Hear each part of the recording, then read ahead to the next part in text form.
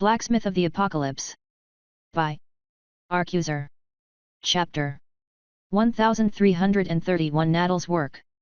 Mina's Mar, Workshop, 3 days later. Yes, if we shape it like this and have it overlap here and here, we should be able to strike the perfect balance between range of movement and flow of energy, Tord, the Dwarven Master, explained while gesturing around over their blueprints. The masters of Mina's Mar were still discussing the optimal armor set to be made from the Sky Dragon materials, but the discussion was slowly reaching a conclusion. A knock on the door interrupted their heated conversation. Seth looked up from the blueprints that had all been bent over and went to see who was there. Natal?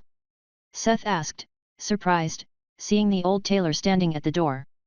The blacksmith had given this old friend the refined hide of the shadow leopard, or what was left of it after Ceres threw it into the volcano. He had not expected to see the tailor this soon. Oh, good, it's you. This might have gotten a little awkward if it were someone else, Natal said with a tired yet happy smile. After a moment, it dawned on Seth. Could it be? Had Natal already? It's finished, the tailor nodded and whispered, smiling. This quickly? Seth asked incredulously. No wonder he looked so tired. It had not even been a week since Seth made sure Natal had all the materials needed. He must have worked day and night on Mina's new equipment, and that at his age. Did it help? Were you able to? Seth tried to ask for the outcome, but Natal stopped him from talking with a humble nod. I want you to see it for yourself, he interrupted. Do you have time? He added the question, despite knowing that the other masters had assembled to work on the plans for the dragon set. The blacksmith looked back in the workshop, where the others were still agitatedly discussing, even without him. I guess I have some time, he mumbled and followed the chuckling Natal. The two walked over to the tailor workshops, where they sneakily entered Natal's personal workshop. Wow! Seth's breath stopped for a moment when he saw the tailor's masterpiece. Seth had given Natal the blackbird armor as a sort of template, as it was a style of armor Mina had taken a great liking to. In essence, it was a full set of light leather armor, a hooded cloak, and a face mask to completely hide the wearer's identity. Although the armor had not been of the best quality, it had already looked great on the armor stand at the shop. However, Natal's work was nothing like that. Natal's work was way better, it was a magnum opus. Although the blacksmith had thought of this possibility jokingly, but he never really expected for the old tailor to pull it off. Seth didn't even need his eyes of the maestro to recognize the incredible quality of this piece. Despite just being draped over a tailor's dummy, the flowing design and materials like materialized shadow made it look alive, like a stalking predator in the night. At first glance, he was able to tell that everything was perfectly tailored to Mina. For a moment, he had almost thought that it was her posing in her new armor. This was not just some legendary armor, but tailor-made equipment. It wasn't just the holes for her cat ears in the hood, or the gap for her tail in the back.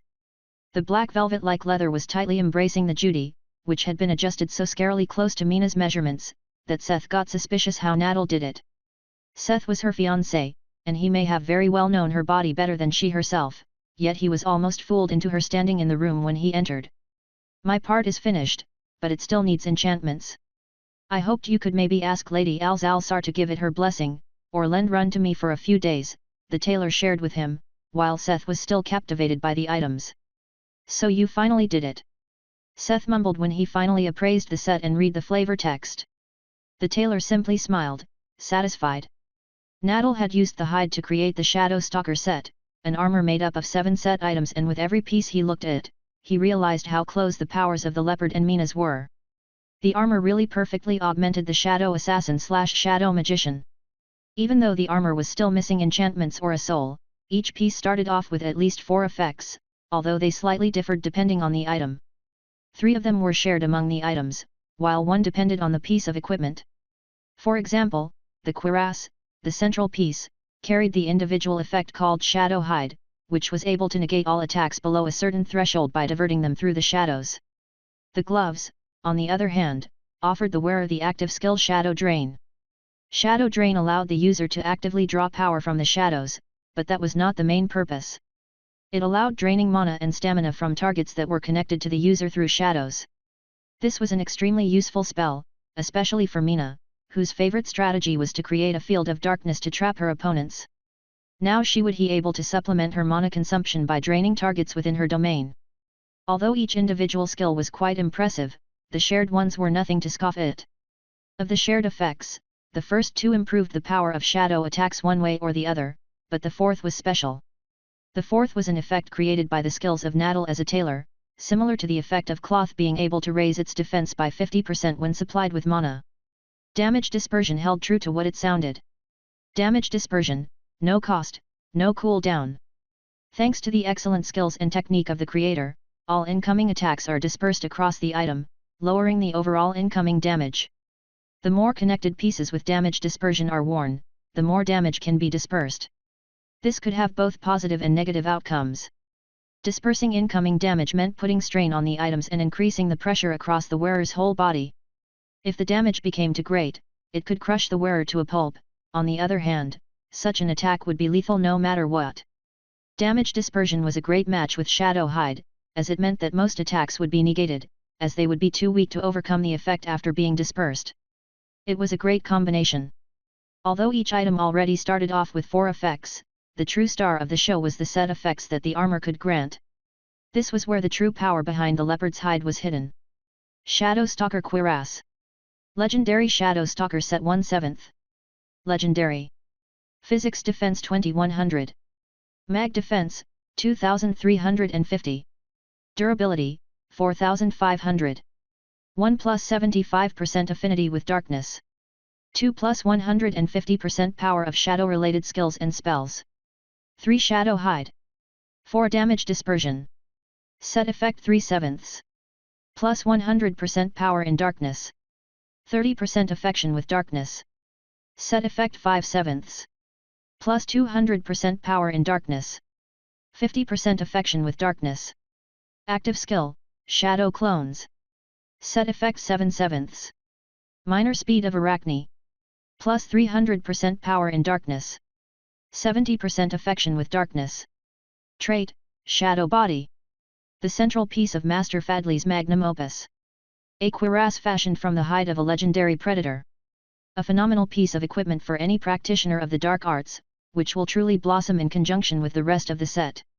Starting with 3 pieces, the set effects started increasing the overall power of the user in darkness, but most importantly, directly granted affection, the higher version of affinity. This not only meant that stark reduction in mana cost for related skills, but also the ability to draw power from the respective element. As the number of set items increased, the armor granted 2 skills and 1 ability. Shadow Clones was pretty self-explanatory based on its name. The skill allowed the creation of doubles, with up to 50% of the original's power. The trait Shadow Body had 2 effects. First, it lowered almost all elemental damage by 65%, except light. In exchange for lowering all other damage by more than half, it increased damage from light elemental attacks by the same 65%. In Seth's opinion, this was a great deal, especially if Mina simply wore another item that could protect against light elemental damage. What made the trait the peak power of the armor was that it also granted the max leave of shadow manipulation, the ability to shape shadows using one's mental power. It was in the same vein as fire manipulation, a precursor to Seth's pyrokinesis. Nadal had even managed to manifest the power of the Arachne thread when all items were worn. Minor Arachne speed increased dexterity by 50, attack speed by 20%, and increased attack speed multiplier by 10%. "I will lend Run to you," he would have asked Alzalsar, but she was nowhere to be found. They were about to finish the design of the Sky Dragon armor, so Run would be free. He was looking forward to it. All this, and it had yet to be enchanted or receive a soul. The potential was smashing. Chapter 1332 Reconnecting. THRES. "Finally, we can do our own mission," Allison said with a sigh, garnering some awkward gazes from the people around. As the leader of the alchemy expedition into the southern forest, she had the authority to give orders to the saplings of the guardian tree. Because of the people of the Muir Empire that had an affinity to mutiny, she and the rest of her expedition had stayed at THRES, while Mike went to find Adam. For someone looking forward to getting back on their mission, Allison had enjoyed her position of power a little too much. Malicious gossip had it that she used her role to vent on the mermen and harass them whenever she had the chance. Had someone asked Allison about it, she would have openly admitted so. There were few things she hated in the world, but mermen were simply the worst. "Yet, I can't wait to be done with this and get back to Minas Mar," Evie agreed with her for a different reason. Like Seth, Evie was a child of the districts. The time she had spent on the journey in other system worlds was the second worst of her life. The times when she and Edward were able to travel by fantastic and magical means were few and far between. On the other hand, travel by coach, or mount, spending most of her time on some unfortified trail between cities or in the untamed wilderness, being shaken to the bones, was only topped by her times when she had to survive as an undead without hands, right after her camp in the ruins was raided by bandits. She tried both and was honest when she said that she would rather scavenge to survive in the ruins of a district filled with monsters, than having to hike through a forest all day long. They could drive the civilization out of Earth, but not the city out of city kids. Right, I'm already working on recipes to try with the dragon blood, Allison shared as they clinked their glasses together. The two were sitting on a vast terrace of the restaurant of a restored high-class hotel. They were sharing a bottle of wine taken from the hotel's basement in celebration of the good news that Adam was already on his way back with the people he and Mike had freed from Emerald City's laboratory. But who would have thought that there were still secret laboratories left? Evie wondered. After the fall of the districts, many of their current problem emerged from hidden places of secret experimentation. Most prominent examples were the sea of trees they were about to enter and the terrifying zombie plague raging in the north around Omega. You would be surprised, Allison commented knowingly. As an avid reader of everything, Allison also had a profound wealth of knowledge about conspiracy theories on Earth. Just because nobody had to suffer, living in the districts, didn't mean that there weren't certain undercurrents. If you ask me, what we saw so far was just the tip of the iceberg. I bet you that very second satellite city had something secret going on, illegal or tolerated by district leadership. Actually, I think we are quite lucky that there are only a few that escalated quite like the trees and the plague. Allison, the conspiracist, shared her professional opinion. Evie nodded slowly, her thought occupied with what she just heard. It probably made sense that not everything emerging from those places could have a far-reaching impact, considering what these creations had to compete with. Beta was a good example. They knew about Adam's story. The quest of a pharmacy group to create hybrids with other species from the pathworks to increase power quickly. The dream of mass-produced super soldiers, a tale as old as time. Ultimately, most of the beast-like hybrids had become controlled and used by the enemy to bring about Beta's destruction. Now, none of those hybrids were left. Their bioengineered powers could not compare to invaders from portals or dungeon breaks. As they lost their title as Orihumas, their growth was also stunted compared to ordinary players. It was hard to imagine how many horror movie-level catastrophes emerged from the darkness beneath the districts, only to face harsh truth, that they were not strong enough, not horrible enough, to survive in this cruel world. How many horrors had wilted away like a greenhouse plant in the desert? Evie found this thought funny because she was alive, and they weren't. And if they were? Maybe the immortal necromancer, champion of the Queen of the Underworld, would consider adding them to her army. When are they returning? Evie asked again. They should arrive here in a few days, maybe a week. We should probably get our stuff ready to set off soon, Allison reminded her. While Mike and his party were going further west to look for a coordinate to place the stone gates, Adam and the refugees they saved had to cross Beta to return to THRES. Since they set off roughly 2 days ago, and had a bunch of people traveling, a week was an optimistic estimate. Y City, area of TS-12-. The boss exploded into bits of gore, frozen and burned meat, and a man wearing a ram helmet charged through him. The LV-89 troll champion boss guarding G Station stood no chance against the chosen of Cryas. When Baker proposed the operation to retake the speed rails between the districts, Kale had his doubts. The right-hand man thought Baker had lost it, being hell-bent on clearing the speed rails after the project to build a subway between the tree stations. These tunnels had been neglected for almost 4 years and their preliminary assessments estimated a monster activity similar to the abyss of the Adventurer Guild's Holy Land. With what was left of the players of Y City it would have been a futile endeavor. Like throwing men into a meat grinder. Using airships, like the ones built in Epsilon, seemed like a better option, although he had to admit that they also had drawbacks. Not mentioning the limited cargo capacity, the central mountain range was home to a plethora of massive flying monsters, as displayed during the Great Tournament in Little Gamma. Every journey would have been a perilous odyssey without a guarantee of arriving at their destination. At the time, this still seemed more probable to Kale, however, things had changed. Seeing the chosen of Cryas wreak havoc among the beasts filled even the pessimistic Cal's heart with excitement. They had gotten a glimpse at the power of the champion during the tournament, but seeing him fight in person was another story. With the support of Bart and his experienced people, this crazy plan actually seemed possible. As the Tower Master had promised, Mayor Baker, Bart and his people had joined TS-12 soon after their encounter in Spring City. Although Kale had been a little worried about their background, as they had been living as outlaws in the ruined parts of Y.City, in the end most of them were also just people that fled tyranny and only a small part were former criminals. They were all people of Epsilon, so they integrated at TS-12 with little friction and actually became a great support to them. Especially, Bart quickly became their siege weapon to break through the bosses and monsters they stood little chance against. Now however, with the Chosen of Cryas on their side, they were finally able to make their first step into the lost tunnels of their city. They had cleared a few subway tunnels and stations so far, but those had all been within the city and were managed until recently. G Station was the true beginning of their venture to retake what was lost during the apocalypse. The speed rails and tunnels from here on were dangerous and filled with terrifying beasts, but once they cleared the rails through the no man's land, they would regain their connection to Delta, making one step toward reconnecting humanity. Kale started to believe in Baker's vision. Chapter 1333 The Final Draft. Minasmar, Workshop. Seth had a hard time concentrating after Naddle's overwhelming reveal and took a while to rejoin the discussion concerning the Sky Dragon set. Despite that, the Council of Masters was able to finish the final blueprint the day after. Following their discussion, Seth was at one of the workbenches, going over the blueprint once again. The final draft was not your typical full-plate knight armor. Instead of a fully connected shell, it was a light set focused on movability, which could be worn on top of a robe, gambeson, or chain shirt. No matter how good the defense of the armor, mages were glass cannons and needed to be able to run.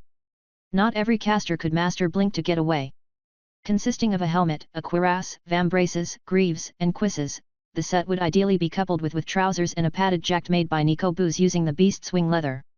That way, if Seth got his hands on a fitting soul, the armor set could be further elevated, depending on the soul.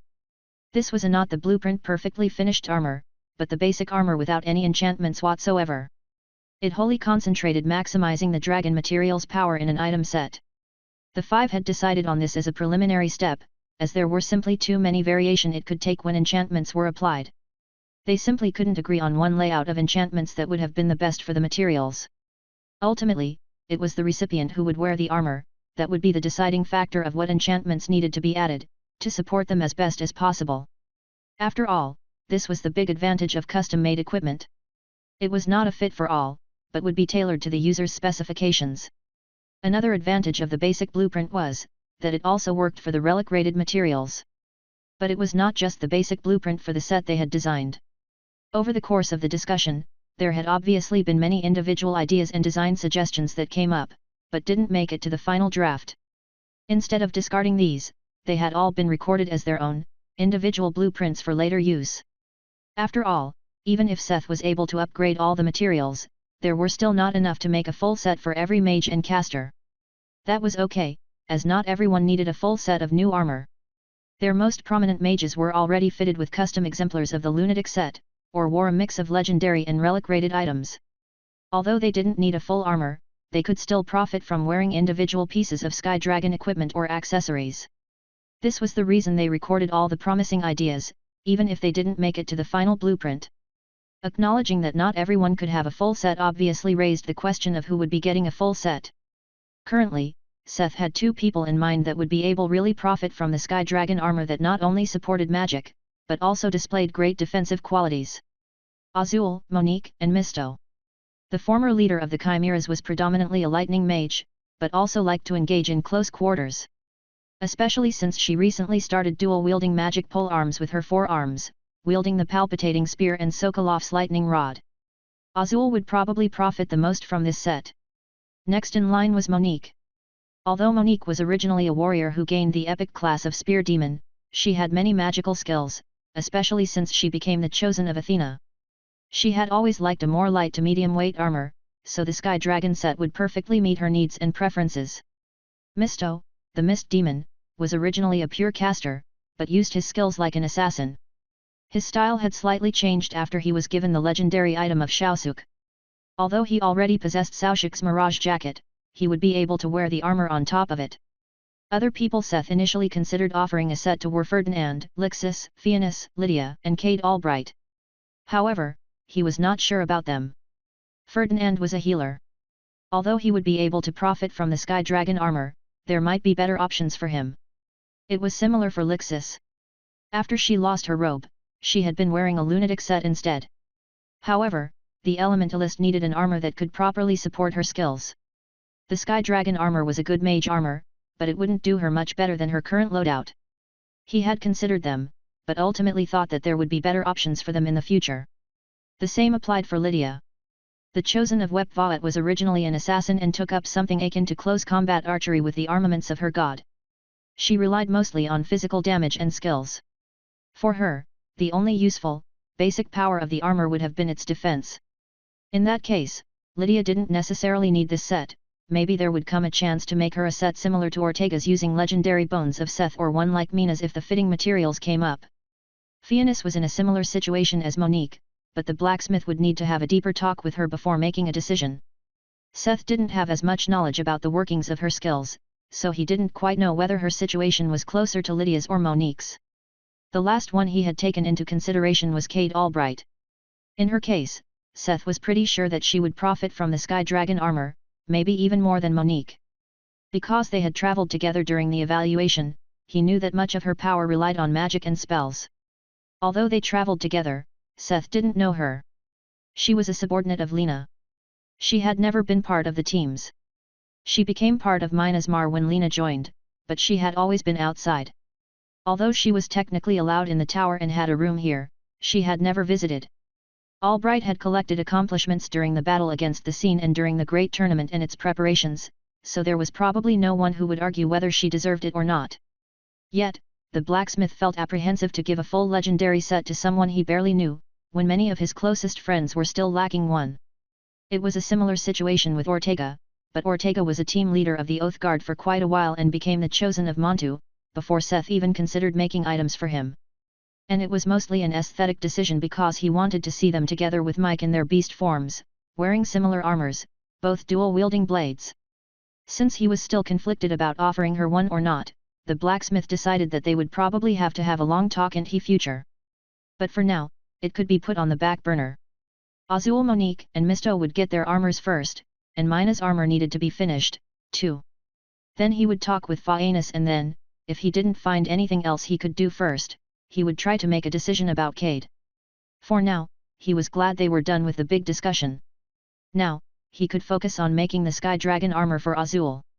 They had already scheduled an appointment for tomorrow, to talk about her wishes for the armor and to get her measurements. Afterward Seth could adjust the blueprint depending on her wishes and add enchantments. With the good news from Beta and the hopefully soon return of Tinamol, the blacksmith might even be able to procure a fitting soul, without having to leave Delta. Otherwise, if the goat couldn't help in time, he may have to go hunt souls himself again. Maybe it was a good idea and create something like soul gems, or something like that, so others could also collect souls for him. If he could tickle the secrets of the soul, capturing formation out of the demon, that might be possible. Although he would only get what was naturally dropped by the beast, that was still better than nothing. As he was musing over such possibilities, the door to the workshop was slowly opening, and someone was sneakily peering inside. Seth recognized the pair of shifty eyes. A visitor he had not seen in a while, not since he brought the tranquil silver ore. Hubert. Chapter 1334 Dyro Mold, the Airborne. Little Epsilon. Tree Station 5, one of the early waypoints of Minasmar's attempt to create a safe trade route between Delta and Y-City, was now coined Little Epsilon and handed over to the survivors of the Epsilon district. Although it was one of the early tree stations, it was far from being as developed as Little Sigma or Little Gamma. The reason was quite simple. Not all tree stations developed at the same pace. The ones closer to population centers like Delta and Y-City had greater influx of people and as such a higher priority for development. Like quite a few others, TS5 had lacked a guardian and proper management. As the tree stations were allowed to self-govern for the most part, the places without someone to take control became a little chaotic with guilds and factions trying to gain control. They were not places that drew in many people. All that changed when Jonia Taggart, the tech genius, and her fleet of airships were instated as the guardians of TS5 and brought the remaining population of Epsilon with them. Although Guardian gained some privileges in exchange for protecting the city, it didn't mean they got to be the boss of the city, or the mayor. The reason most Guardians also got to be the boss, was because they either migrated their supporters to he stations, making them the democratically voted leader by default, or they were simply that charismatic and were able to secure the votes through their actions. The former was true for the people of Epsilon. With the leadership of the fleet now calling the shots, TS5 became Little Epsilon and started rapidly developing to become a small copy of the destroyed district, using the technology they brought along. Although Jonia was the fleet admiral, she was not deeply involved with the governmental affairs. Things came as Seth promised and Jonia was able to concentrate on her passion as a scientist rather than having to try and be a great leader. The only thing she used their new authority for after they were given TS5, was the creation of her very own research center, where she could experiment research, and develop various prototypes, and that was exactly what she had been doing, ever since the Great Tournament. Only the war at Delta had been a small intermission to her business. One would have thought she would reach a bottleneck at some point, but the Tower Master had kept blessing her with interesting projects. At first there was this exotic giant robot. It was embarrassing that she had messed up a little when researching it, almost losing its black box, but it had served her as a great inspiration to further delve into the fusion of magic and technology. Then recently, Seth had given her another fascinating project. One that finally allowed her to use the big hangar, originally prepared for ship prototypes. Speaking into a small recording orb to keep track of her research, she looked at the result of her experiments slowly rising. This is test 324. I have adjusted the magic circles and connectors from the last test. Efficiency should be up by 15%. Upgrade 1-2A was also installed and is ready for a practical test, she said, and looked up at the subject of her experiments, a quite scary necromancer who had dropped off a few weeks ago. Floating several meters above her was Dyromold, the undead core worm. The arcane hover pads that had been destroyed in the Battle of Delta had not only been restored, but the tech genius had used her knowledge and the recent inspirations to further improve the giant undead's mobility.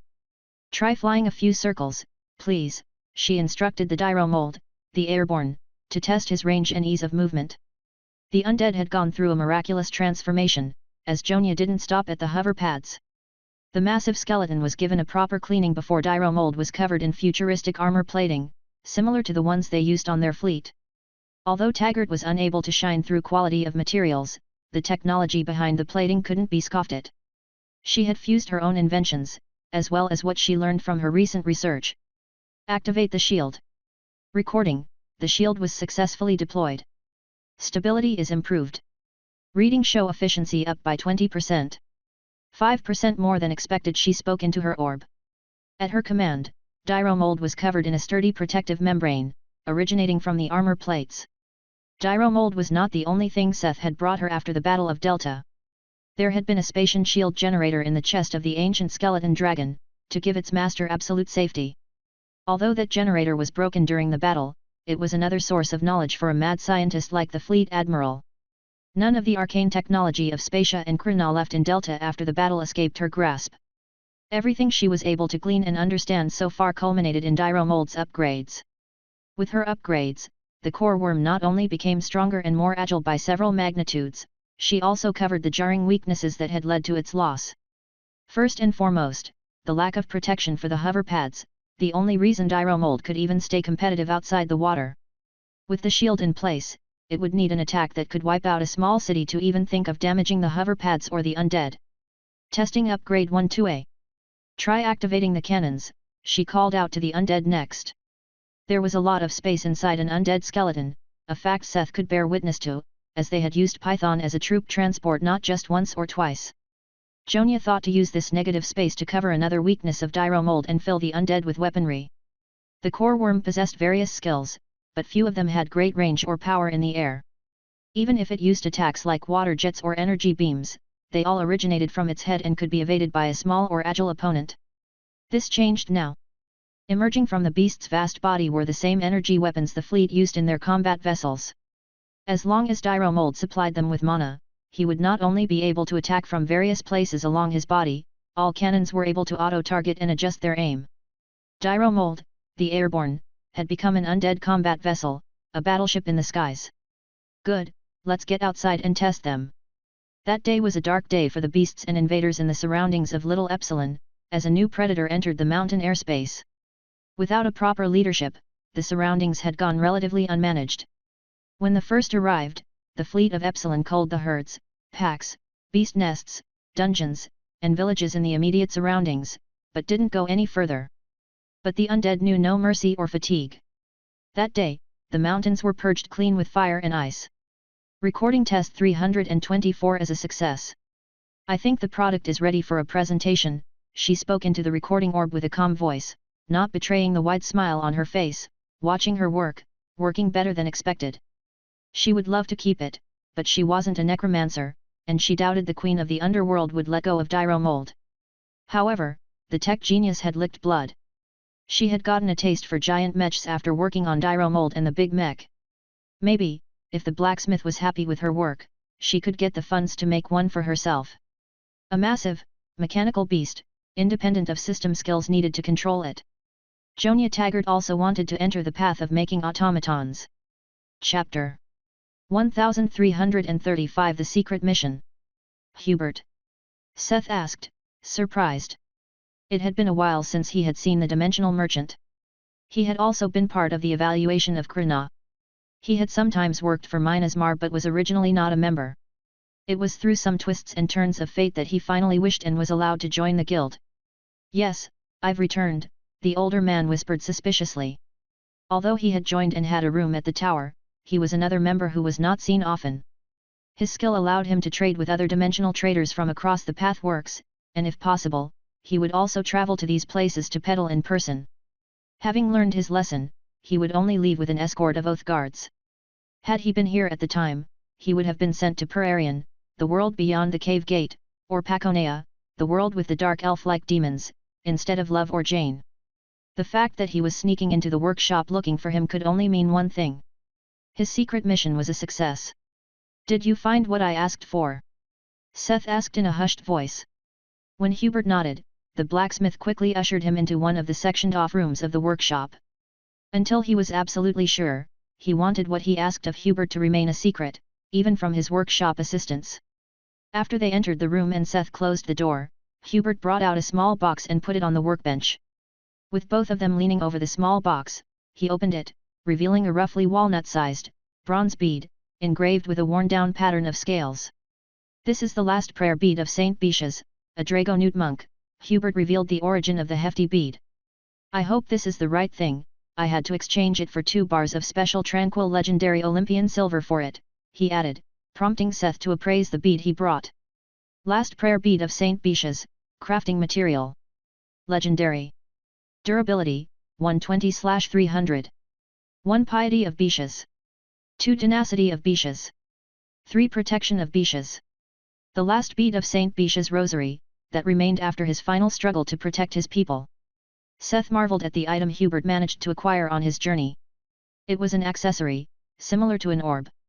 The bead could be simply held to gain its effects, but it could also be turned to a necklace and worn like that. The merchant had really done his job properly, as all 3 effects hit the mark. The Piety of Bishas improved the power of healing and divine skills, and spells by 150%. The Tenacity of Bishas increased the wearer's strength and endurance by 150 points. The Protection of Bishas improved all protective skills and spells by 150%. This is exactly what I needed. How did you find something like this? Seth asked incredulous. The blacksmith had a hard time believing Hubert managed to find something so close to his specifications. It wasn't easy. I had to pay off the intelligence organizations of various worlds to collect and sift through information before I was finally stumbled over the legend of the last bead of Saint Bishas, Hubert explained. Oh, what is the story behind the item? Seth asked curiously, as the flavor text didn't really reveal much. If a legendary item came to be, instead of being created from a legendary material, it was usually the story about it that was responsible. It wouldn't hurt to know it before he started crafting. Well, from what my informants told me, it goes like this. Saint Bishas was the abbot of a small monastery in a frontier region. When the barbarians of the bordering nation began raiding and pillaging nearby villages, people fled to the monastery to seek shelter, leading to the attackers laying siege to the monastery. The villagers and monks had managed to send for reinforcement from the king, but they were running late. The monks and priests soon ran out of mana, and the barriers broke, leaving only the bare wall and gate to protect them. Legend has it, that when the gates of the monastery were broken down by the barbarians, it was Abbot Bishas who faced them alone, protecting the rest of the monks and villagers behind him. Unarmed as a man of God, he only had his skills and a bronze rosary. With his many running dry and their barriers destroyed, he wrapped the prayer bead around his fists and single-handedly held the gate, fighting the pillagers with sheer tenacity. Blocking weapons, smashing skulls, and hitting armor, his prayer beads broke one by one. All except the last one. When the king's men finally appeared on the horizon to face the barbarians, the pillagers fled, having taken only a single life at the monastery, that of Abbot Bishas. When the soldiers arrived at the monastery, they found the abbot still standing in the broken gateway, surrounded by the bodies of his attackers. Covered in wounds, he had died standing, only holding this single bead, shining with holy radiance in his hand. Or so the story goes. What god he originally served, where that monastery originally was, that is all stuff swallowed by time. All that remains is the bead and the story. I doubt I would have been able to acquire it otherwise. Hubert finally ended his little fairy tale. Seth nodded slowly. He was no expert on legendary items and legends in general, but especially Hubert's last words made the items make sense to him. With this kind of story, it wouldn't have made sense that the bead was not a holy relic, held dear by some church. If the church was still going strong and the god was not forgotten, Seth would have guessed that the effect would not only be stronger, but also specific to the god Bishas originally served. In that manner, it was good that none of those were known anymore in the legend. Otherwise, the bead would have a lot less value to Seth. How was he supposed to make an engagement ring from this to surprise Finn, if one of the main effects was dedicated to a foreign god?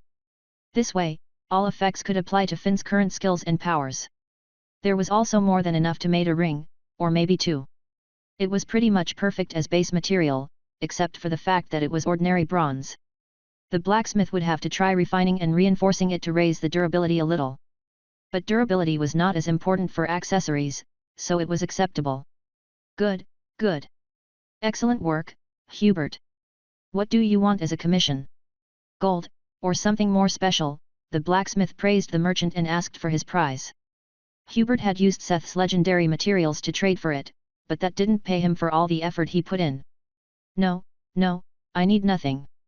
The publicity I was able to get, by being able to trade with legendary materials is more than enough. The fact that someone entrusted me with their legendary materials, is a big boost for my reputation. The trader surprisingly insisted that he was already paid with exposure and didn't need anything more. Are you sure? How about an accessory made to raise personality? He asked, slyly. Personality was the main attribute for the merchant and Seth. He had earned the right to own a legendary something of charisma. Oh, well, you are making me weak, but no. You are already busy as is, especially with this now. I will put in a request when I really need something. He hesitated, but still refused. Okay then, make sure to do so, the blacksmith mumbled, a little stumped. I will take my leave then, Hubert said with a business smile and left, leaving behind his satisfied customer. Chapter 1336 The Secret Mission, 2. With Hubert's secret mission accomplished, all other projects were suddenly put on ice. Seth put a hold on the Sky Dragon set and sent Run to Naddle to work on Mina's set while he locked himself in the workshop. Although their proper relationship started out with a lot of hesitance from his side, since he already had Mina, Seth had come to fully accept Finn as his girlfriend. Between Finn and Mina, he could no longer say which he loved more, as she loved them for completely different reasons. Seth may have had a hard time quantifying his love, but he knew that he loved her and didn't want to be without her anymore. At this point, Finn and Mina were both dear to his heart, but there was still one status that gave them a different standing in this relationship. Mina's was his fiancé. It didn't matter that their engagement resulted from a happy misunderstanding, he was serious about officially marrying her one day. Whether in the customs of Earth, the customs of some god, or just in general with an official ceremony, he would marry her. And he wanted Finn to know that he had the same intentions for her. Seth doubted that the fairy had any worries in this direction. It was an unspoken understanding that he wouldn't just marry Mina, and she would stay a girlfriend like some kind of affair. But the blacksmith wanted to make it official. Finn deserved a ring, or a pair of rings, she could show off, the same way Mina could. All Seth had needed this whole time was the right material for Finn's rings. Mina's rings were unique because he had used special bones of Seth and the Olympian enchantments, but the power of bones of Seth didn't fit the melee priest and chosen of Bess. He had given Hubert this task sometime after Mike brought him back from Emerald City and had been waiting since then. A lot of stuff had happened that took his attention, and in the past weeks he had busied himself with work, but now that he had the proper materials, he didn't want to wait to make it. Maybe it was a little disrespectful to Beaches to reforge their legendary item created through an honorable and valiant sacrifice, but Seth was sure that a monk would understand it if they knew that it was to create a symbol of love and connection in a semi-holy custom. The first step to the crafting process was brainstorming ideas for the final item. The bead of brass of the size of a walnut with a slightly worn-off pattern of scales engraved on the surface. It was clear this was never meant to be the centerpiece of an accessory, or even more than just part of said rosary, one of many beads. Although the rosary itself must have been a heavy thing. Looking at it and weighing it, there was more than enough material for one ring. Even if he made two, there would still be material left, but it was a bad idea to try and separate the bead by using the rest for something else. No, instead, the blacksmith had an even better idea. He would turn the bead into a whole set of accessories. 2 rings and a pendant were possible, if he handled the materials without wasting anything. A full goldsmith project from start to end. He would probably have to get Sivri involved, too. Seth would need her to come up with his design. As for the supplementary materials, the blacksmith started browsing on his personal auction house terminal. When talking about jewelry, he wanted some stone to set in at least some of the pieces. The auction house would hardly offer anything legendary, he was clear about that. However, he didn't need anything legendary, just stones that would augment the already existing powers of the legendary material. If he had more items like the sun bead, he would have used those. Unfortunately, the dungeons in the abyss dropped their best stuff only during the first few runs. For now, he started browsing the auction house. He remembered seeing some promising stuff in the past when browsing for other stuff. Jagged Jesper, crafting material. Epic. Also called the stubborn stone, as its unique coloring will make it look rough and sharp, spiting any elaborate cutting and carving. Used in items, the gemstone is known to raise endurance and willpower. It also corresponds well to buffs and enchantments of a similar nature. Jagged Jesper was the first that caught his eye, although it was not your typical healer gem. Actually, that was the reason it fell into his eyes, as Finn also wasn't your typical healer. A stubborn stone? The Jagged Jesper aligned well with the material's effects and its story. Pristine mountain crystal. Epic. A stone well known for its healing properties for the body and mind of the wearer. Rare and clear mountain crystals that absorb the pure energy of high mana and altitude environments. Improves resistance and recovery. Pristine mountain crystal was another one that caught his eye, as it was a good stone for healers in general and could make Finn more resilient, but it didn't quite fit as good as the jasper. In times like this, Seth wished he could go to a store and have someone advise him. It was a very, very rare occasion, but even after several years, the blacksmith simply didn't have enough knowledge of the possibilities out there. Especially since this was about engagement presents. He wanted to do it properly, so he quickly grew tired of looking at random search results. Brooding over the bead and the auction house terminal, he suddenly clicked his tongue. When his thoughts came around to maybe ask something from merchants, he realized that he should have asked Hubert. The man had traveled a lot and technically lived in his dimensional merchant hut.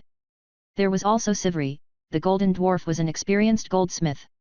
She could probably aid him with a lot of ideas of what to look for. He would have to let her in on the secret anyway, since he wanted her help with the designs. Tord? No, not Tord. The dwarf had a surprisingly big mouth. If this was supposed to stay a secret, he couldn't involve the dwarven master.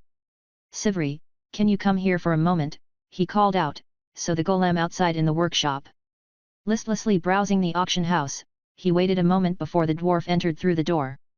Seth? What can I help you with? The automaton asked curiously. The blacksmith had yet to tell anyone why he had put the dragon armor on ice for the time being, so it was understandable that she was eager for some info. As if drawn in by a magnetic field, her eyes wandered to the bead on the table and remained glued to it for a moment. It was obvious that she inadvertently appraised the material before her. It was an occupational disease, so to speak. Ah, sorry. I got a little distracted, she said awkwardly when she noticed Seth staring at her.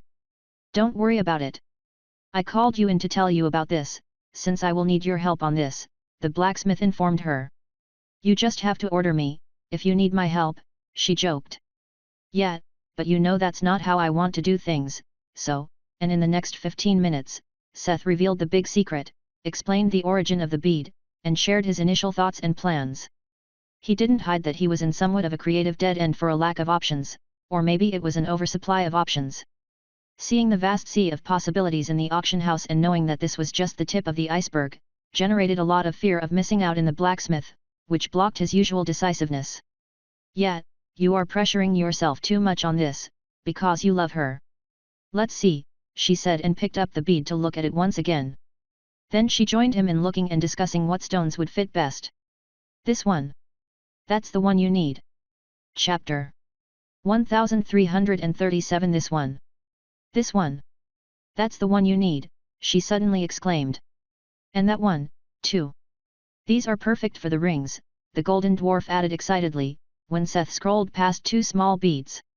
On her urging, Seth had started browsing beast cores and products, rather than gemstones.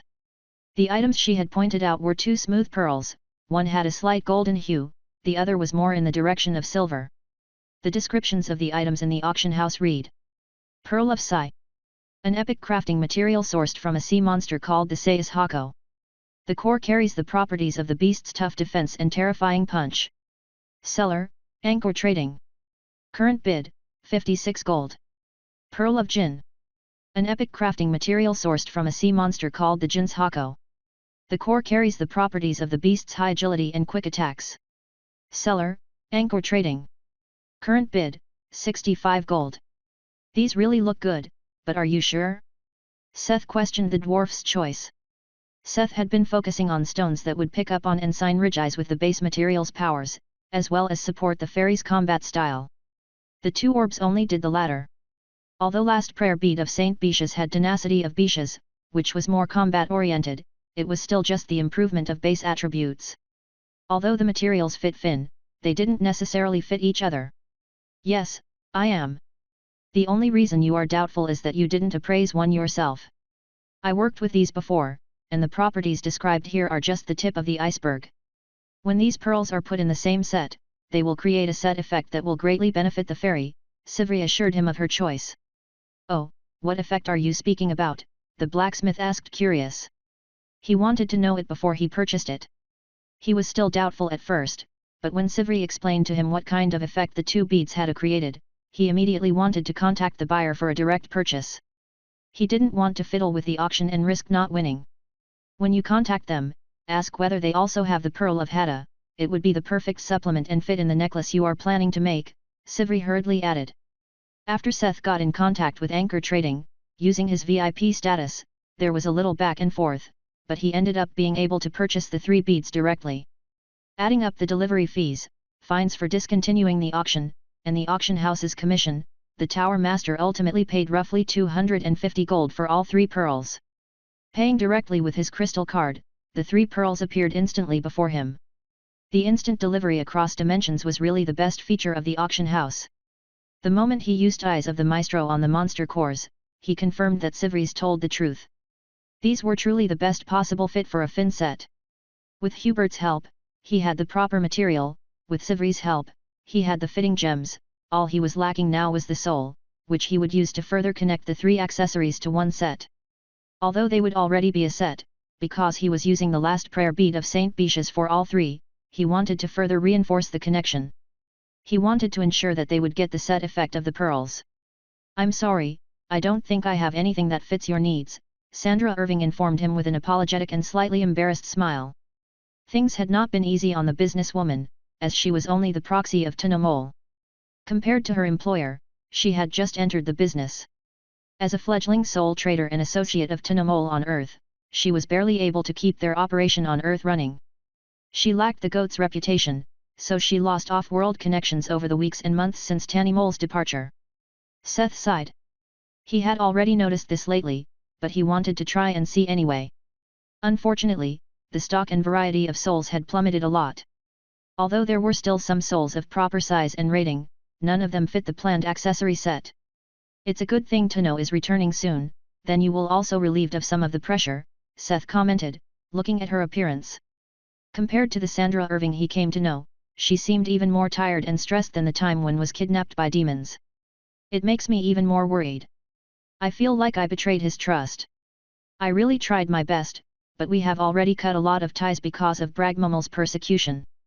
But even the contacts that still responded turned silent when they realized that Tinamol isn't here personally. She complained a little. I think he will understand. You tried your best in a bad situation.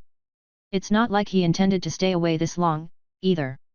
Seth tried to lessen her worries a little, but all that was really on his mind was what kind of soul to get for Finn's set and where to get it, when he had an idea.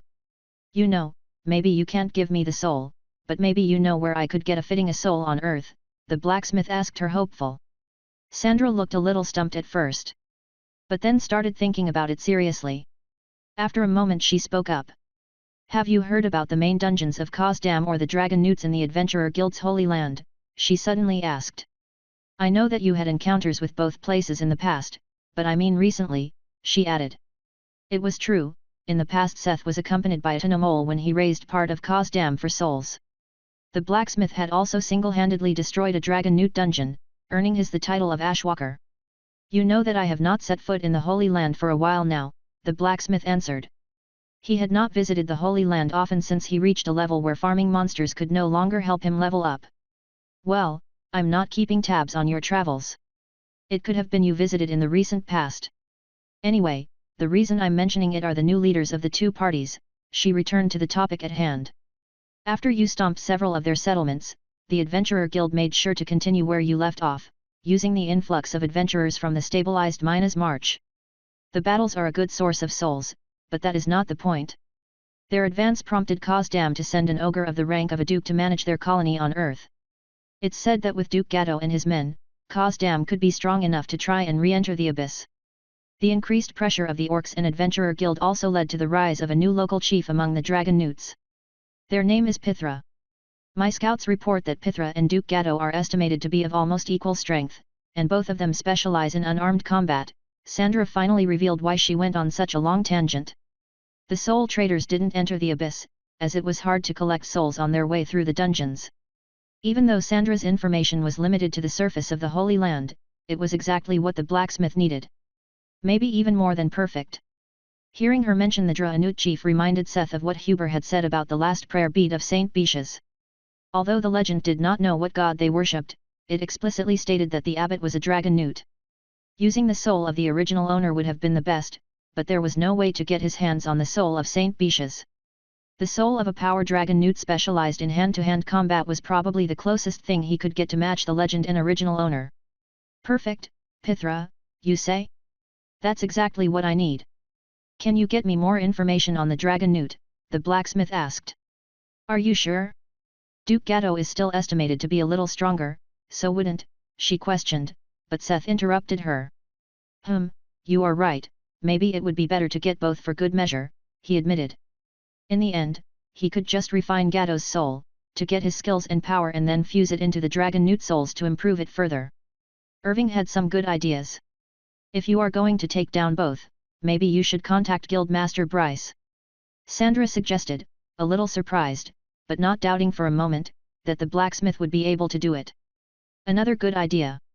Thanks Sandra, I will do that, the blacksmith agreed. If it was about info about the Holy Land, it was best to ask the Adventurer Guild directly, instead of relying on Sandra's information network. Chapter 1338 Tatzel woke up. The next day, Seth came by the offices in Delta to inform Mary and Lena that he was going to pay a visit to the Adventurer Guild's Holy Land. He planned for it to be a quick trip so Mina and Finn wouldn't notice. After all, it was to get a soul for his engagement presents for Finn, so the two couldn't know. If they knew, he would have to come up with some excuse why he suddenly wanted to hunt for souls. Maybe he could have come up with something like needing the souls for the Sky Dragon set, but that was too construed. It was easier to make it quick and make sure the two didn't know. I think you should take Tatzel along. I think he needs something to do, the princess told him, after the blacksmith mentioned his intentions. Seth looked at her in surprise. Wasn't Tatzel still asleep at the Bones Valley? Tatzel? Did he wake up? The Tower Master asked, a little befuddled. Now it was Lena's and Mary's turn to look at him in confusion. Yet? He has been stalking around here for the past 4 days, Mary told him, doubt visible on her face. They were sure Seth knew about it, although it was a little suspicious that Tatzel was lurking around the Delta headquarters instead of going down to the Magic Tower. So he is awake, but didn't come to me immediately. Sounds like something is up, You wouldn't happen to know where he is hiding? I think he is ripe was a conversation, the bard mused, learning that the little pseudo-dragon had been lazing around instead of coming home. He's probably sleeping in one of the guest rooms at this time. Sebastian, do you know where he is right now? Lena asked one of the head secretaries in the room. No, give me a moment, I will ask some people, he said and left the room after getting permission. 5 minutes later he returned with an answer. Master Tatzel is currently sleeping at guest room 1408, he informed Seth and the others. Well, if you will excuse me. I need to have a talk with someone. He said he was going home, and he technically was. Even though he had really wanted to meet Mom, Tatzel simply couldn't get himself up to meet his mom. Having failed to directly become a legend took away all his motivation. Especially since he had snuck away so many of the dragon bones and still couldn't do it. Somewhere deep down he understood that it wasn't something he could force, but that didn't change his feelings about it. He had been so looking forward to meeting Seth and gloriously reveal his ascendance to have become a true dragon.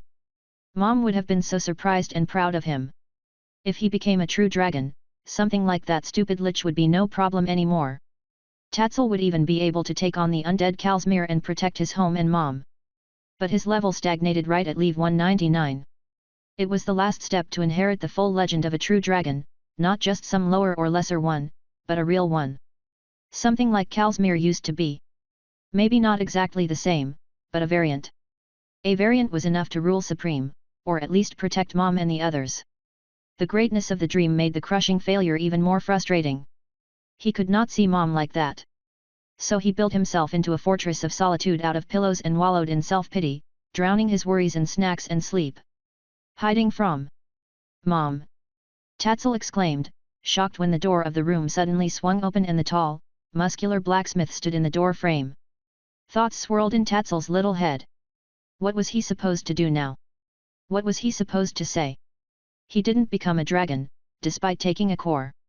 To make it worse, he had also lied, and he had taken more bones. How was he supposed to explain this? Could he explain it? But if he told him everything? All lines of thought shooting through his head ultimately led back to a single, resounding thought that echoes in his mind. Mom will be so disappointed in me. He didn't want to see Mom look at him in disappointment or anger. The fear of disappointing them dropped his little heart to the end of his tail. He couldn't. Tatzel, you are awake. I'm glad, his mother said with a warm smile. The words hit Tatzel like bombshells. Mom only reacted like this because he didn't know. He didn't know that he had taken more dragon bones. He couldn't know that Tatzel had failed to become a dragon. Why else would Mom still smile like that? Guilt grasped his heart that had already dropped to the end of his tail. While the Imuji was unable to sort his thoughts, Seth walked over and gestured for permission to sit on the bed, beside the pseudo-dragon that had shrunk himself to the size of a small, chubby snake. Tatzel nodded distantly. There was no way he could say no in this situation. The big, rough hand of the blacksmith suddenly rubbed over his head. It was rough and a little too strong, but it was warm and somehow reassuring. Relax, Tatzel. It's okay, Mom said in a warm, calming voice. Just calm down and tell Mom why you are hiding here. I promise, it will be okay, Seth assured him. The Imuji looked up at his mom.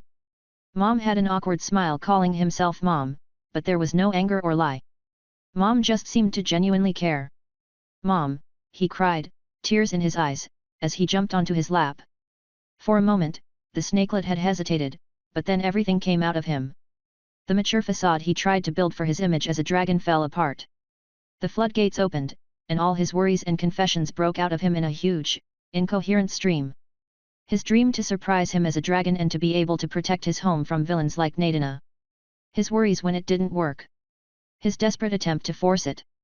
The crime of secretly stealing more dragon bones and hiding that he was awake. The depression when nothing worked. The shame that didn't allow him to come back. The fear of disappointing his mom. Seth simply listened to everything Tatzel threw at him. At no point did he seem angry or disappointed. He simply listened to everything, gently stroking the Imuji's head with his big, rough, warm hand. When Tatzel had finally let go of everything, literally everything, and soaked his lap in snot and tears, the hand stopped stroking. The two strong hands slid under his little forelegs and grasped his chubby body, lifting him up in front of Seth's face, looking at him at eye level. You did great, Tatzel. To reach leave 199 in such a short amount of time is awesome, he said genuinely, melting away the small snake's worries. You can't disappoint me, Tatzel. Just having you has already been far beyond my expectations. I know, lately it seems like everyone is suddenly rising to become a legend, but you don't have to burden yourself so much with it, he addressed his fears. Tatzel realized that his mom was right. Being thrown into a battlefield of legends, seeing everyone fight and seeing others like Python and the Horseman suddenly become legends or gods, Tatzel felt inadequate. He feared to be forced to stand at the sideline and being unable to help in the future. A little shake brought the emoji back to looking his mom in the eyes. Look at your mom. I'm much further away from becoming a legend, but that is okay. We are all growing at our own pace. Not being a legend doesn't mean we are weak, right? I bet right now, you could already beat someone like the Lich all on your own, he joked with a big, warm smile. Right, he asked when Tatzel didn't respond. I don't know. Maybe. Tatzel pressed out, slightly embarrassed by the sudden compliment. You are incredibly strong, Tatzel. I know that, but you don't seem to. I think you should come along with me and see what you are capable of, his mom suddenly suggested an outing. It had been a while since he had the chance to do something with mom. At this point all the knots that had kept him in the room had been cut, Tatzel couldn't even understand why he thought what he thought. Where are we going? The emoji asked, a little puzzled. We are just going to collect some materials at the Adventurer Guild's Holy Land, he said with a wide smile. I'm sure it will be fun. Chapter 1339 Tatzel's Confidence. To build up Tatzel's confidence and test his new power, as well as to get the soul required for Finn's engagement set, Seth and the little pseudo-dragon traveled to the Holy Land on the same day. It wasn't very far, just a transport gate away. Since the guild managed to fortify their territory on the surface of the Holy Land and build their own teleport gate, the two didn't travel to Minas Palin, Evi's magic tower in the Holy Land, but directly arrived in the Labyrinth City. The place had grown quite a lot once the Adventurer Guild managed their own teleport terminal. The Labyrinth City had also gained its own name, Woburn. Unlike Delta, which had relied on Krana's connections to the system world, Woburn flourished through trade using the merchantries associated with the guild. In the relative short time, the Labyrinth City had turned into a sprawling metropolis, showing a vast mix of architecture from Earth and the system worlds. Although incomparable to bigger tree stations like Little Sigma, it was much more lively than Little Epsilon for example. Woburn had become the go-to place for promising players who wanted to establish themselves. Many guilds with headquarters in the tree stations of Minas Mar also had one here. Although living here was more expensive, many people with potential stayed here to grow and make a name for themselves. So you are saying you are going to flatten Cos Dam and the Dragon Newts? Bryce asked aghast. After taking a stroll through the city, Seth and Tatzel visited Bryce at the now central headquarters of the Adventurer Guild on Earth. The blacksmith had just informed him of his intentions. Not necessarily. I just need their leaders, the bard said unworried. Duke Kitty and the Dragon Newt Chief Pittance? Sorry, my handwriting is terrible, he said, reading off his grocery list. Bryce wasn't initiated, so Seth told him it was about materials, not souls. Gatto and Pithra. Aren't you a little too casual about this? I know, Minas Mar can take them down, but they are still boss monsters above Leave 160 and the lords of a great number of subordinates, Bryce warned him. I know, that's why I want to hunt them. Why did you bring this up? The blacksmith asked about the sudden change in the conversation. Because I feel like you take the lives of your people too lightly. Even Minas Mar will suffer losses if they start a war against. What do you mean my people end war? It's just me and Tatzel going. Like I said, I don't intend to make this tedious. I will just sneak in, kill them, their strongest retainers and whoever stands in my way, and leave again, the blacksmith revealed his plan. Aren't you a blacksmith? How are you going to sneak in? Bryce asked suspiciously. Seth had obviously no intention to reveal the existence of his Helm of Hades. Fortunately, there was a good excuse he could use. I have my ways. Remember the invisibility cloaks the scene used? It's something like that, he said vaguely. Seeing that the blacksmith was serious about and confident in taking down the bosses, even after everything he said, Bryce sighed. Do you really need both? He asked with a complicated expression. Seth wasn't quite sure, but the guild master didn't seem overly happy at Seth's offer of help. The blacksmith was sure these two were an obstacle to the adventurer guild. Why would Bryce not let him go and kill them?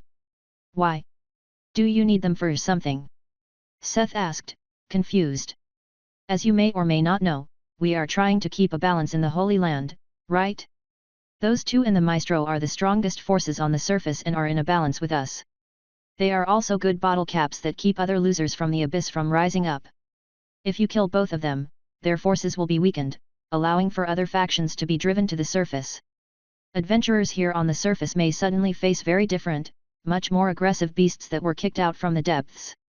Worst case scenario, we would suddenly have to fight a bunch of abyss factions up here, as well as the remnants of the newts and orcs. Bryce kept on whining. Okay, stop crying. If it's so important to you, I will only take the dragon newts then. But I will take a few than just the chief then. The blacksmith gave in. The soul of the dragon newt chief and his subordinates would have to suffice then. Do you really? Bryce tried to argue, but Seth cut him off. The dragon newts are non-negotiable. I'm not here to ask for permission, either. I'm only here to inform you out of courtesy. And to get a proper map and some info. I even let go of the kitty to indulge you, the bard warned him. You know, shouldn't you be a little more proactive as the Adventurer Guild? Wasn't it your duty to give the dungeon god an entertaining show or something? Balance and management don't sound that fun. Embrace the chaos a little. Just take it as me helping you a little with that. Tisk, fine. I will make preparations to react to the chief's sudden death and get some people ready for what comes afterward. Are you leaving right away? Bryce asked with a dark but defeated expression. I'm off the moment you give me the location of their chief, the blacksmith said with a bright smile.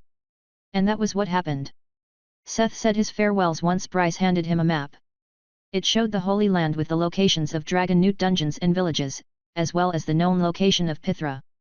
Tatzel, let's show the world your growth, the blacksmith suddenly said, mischievous when he stepped outside on the wide square in front of the guild's main branch. This was not just to show off, but also to boost Tatzel's ego a little. Technically, Tatzel was his mount and Puffles was his pet, but their roles had been reversed for a while. Seth had been riding the golem griffins and the nightmare centipede because the snakelet was either too young or had other tasks when he needed a mount. Now, Seth finally had the chance to properly ride the pseudo-dragon. Is it really okay if I come out in the middle of the city? Tatzel asked innocently, still hiding in the pet space. That's the fun part. Don't worry, the bard said with a wide smile. Okay, the Imuji said and left the pet space. Tatzel appeared in the size of a bull, the size he usually took. The black dragon, which was technically just an Imuji but very dragon-like, caused a small commotion on the square, but was nothing too unusual, yet. Then Tatzel grew to the length of an articulated bus, the size he had when he and Puffles fought the necromancer in the skies of Delta. The people in the vicinity jumped at the beast suddenly ballooned to a huge size. Some people were screaming and calling out. Ignore them, Seth whispered to Tatzel. Give it your all, the blacksmith further encouraged him. The pseudo-dragon coiled like a spring and set off with a massive boom, leaving his claw marks in the paving and pushing back the crowd, causing many to tumble and fall. Seth grabbed onto the small horns, sticking out from Tatzel's fluffy mane, made up of soft proto-feathers, to stay on his back. He was still trying to sit securely behind the head when he felt his seat widening. As Tatzel rose into the sky, his size kept on increasing, from the length of a bus to the length and, most importantly, girth of a train. At this point, the Imuji was no smaller than his birth mother, Python, was before her ascension. Tatzel released everything, not only reaching his maximum size but also emitting the unique, oppressive aura of a dragon, covering great parts of the city below with his presence. Thousands of people looked to the skies in shock. Now, they heard panicked shouts in the city, as a huge dragon the size of a freight train had appeared in the air above. Even the blacksmith was taken aback at Tatzel's growth. Tatzel once again outperformed all his expectations, but Seth couldn't help burst out laughing. It didn't matter whether Tatzel had become a legend, this was the feeling of riding a black dragon. Chapter 1340. Look at their reaction. Look at you. Look at their reaction. Do you still think it's so important what your status says? Seth asked using telepathy, as his words and laughter were swallowed by the roaring whines. Tatzel naturally emitted the aura of a dragon and was recognized as such by anyone who saw him. You already are a dragon. You don't need the system telling you that you are one. But now we should get away quickly before the prank goes too far. Seth added the last part when he saw the adventurers in the city below mobilizing. The next moment, Seth was jerked back and almost lost his grip, as Tatzel accelerated. With a blink, they had already passed the barrier of Woburn and left the city far behind them. At least them passing the barrier without any problem would help calm the commotion in the city, as it proved they were just a registered adventurer and his pet. The map of the Holy Land had not changed much, except that the territory of the dragon newts had grown a little, claiming the eastern plateaus of the canyon. As they flew there, Seth did not appreciate the view of the landscape below. As his hand slid along the neck, his attention was caught by Tatzel's big, black scales, which were already the same size as the relic-rated scales of the sky dragon Titus. However, Tatzel's scales seemed to have a much deeper luster. The blacksmith couldn't appraise them, since they were still part of Tatzel, but he didn't intend to harvest materials from his own pets anyway. It just made him muse about the differences in legend and Tatzel's future standing among dragons. So, why are we going to assassinate the leader of the dragon newts? Tatzel asked as the landscape below zoomed by. Their flight was pretty calm, as nothing on the surface of the Holy Land dared to raise its head when feeling Tatzel's presence. Right, I didn't tell you yet. I'm going to ask Finn to marry me together with Mina, so I'm preparing my engagement ring, the blacksmith explained telepathically. Well, it's more of an engagement set, but it had 2 rings, he added. Tatzel stayed silent for a moment and Seth felt like could hear the gears grind in the emoji's head. So, I will have 2 dads then, the snakelet suddenly asked. What they? Seth exclaimed, but tried to comprehend how Tatzel came to this conclusion. No. Finn and Mina will also be your moms, he said after concluding that Tatzel was flipping gender roles, because he, as a man, was his mom. But Dad said it was okay to call her Dad. Why are Dad and Finn now both moms? Having more than one mom doesn't seem right, the reptile argued, puzzled. Seth clicked his tongue, silently lamenting Mina's jokes. Don't listen to Mina, she's your second mom, and Finn will be the third. It's okay to have more than one mom, the blacksmith insisted, feeling tired from the mental gymnastics. If Mom says so, but you will always be my true mom, Tatzel insisted. That is okay, Seth said, relieved that they came to a conclusion. I think this is the place, Tatzel informed him shortly after. It seemed like they had reached their destination during the conversation. Below them were the eastern plains, the territory of the dragon newts. Although the Holy Land was surrounded by a terrifying snowstorm, connected to the border storm further north, the climate in the eye of this storm was relatively moderate. As such, the plains below them were a sparsely wooded grassland, instead of a tundra or ice desert. Since Tatzel was quick, barely a few minutes had passed between entering the airspace of this terrain to reaching the heart region, where the main stronghold of the newts was situated. Built into the cliffs of a mountain at the edge of the canyon was a fortified village. The mix of fortress elements and houses, stuck to the rugged rock walls, actually looked quite idyllic. They really built a homely place for themselves. From Bryce, he knew that this settlement was built into the mountain by expanding a natural cave that became the main dungeon of the dragon newts. All right then, Tatzel. It would be best if you went into the pet space now, before we alarm the whole place, the blacksmith instructed the pseudo-dragon, and Tatzel was called back into the pet space, leaving the blacksmith to float to the ground, using feather fall. Using the time of his fall, Seth equipped the helm of Hades, vanishing from sight midair. If he rode too close to Tatzel, the dragon newts would have known something was up, making it harder to move as an invisible man among them. Landing in a small group of trees, Seth started his solo mission to assassinate the chieftain. However, having owned the helm of Hades for a while, Seth had long since dropped any fantasies about sneaky stealth missions. He was no assassin or thief and didn't act like one. The helm erased everything about him: presence, sound, sight. Not even gods were supposed to be able to track him like that. The only thing he wasn't, was intangible. This meant that there was no need for him to crouch, sneak, and hide like secret agents in movies. He simply walked into the place. The only thing he had to be careful of was touching something. The helmet's power didn't extend to man-sized holes in a crowd, people being shoved by nobody, doors spookily opening on their own, or moving items in general. But as he was otherwise imperceptible, he simply walked into the fortress, past the Leave 93 dragon newt guards and onto the streets of their little fortress.